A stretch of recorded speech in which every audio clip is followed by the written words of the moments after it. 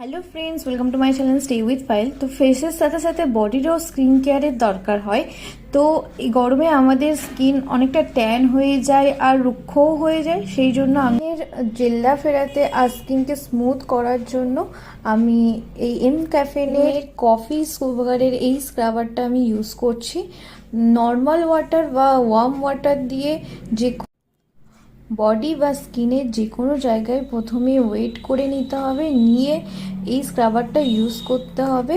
ভালোভাবে রাব করার পরে ওয়ার্ম বা কোল্ড ওয়াটার দিয়ে ভালোভাবে সেটাকে রিমুভ করে দিতে হবে। এর ফলে স্কিনের ডেড স্কিলগুলো উঠে যায় আর স্কিনটা স্মুথ হয়ে যায়। এরপরে আমি এই ক্যাফেনের বডি লোশনটা অ্যাপ্লাই করে নিচ্ছি। এই দুটোর গন্ধও খুব ভালো। আশা করি ভিডিওটা ভালো লেগেছে। দেখা হবে অন্য আরেকটা ব্লগে। এবার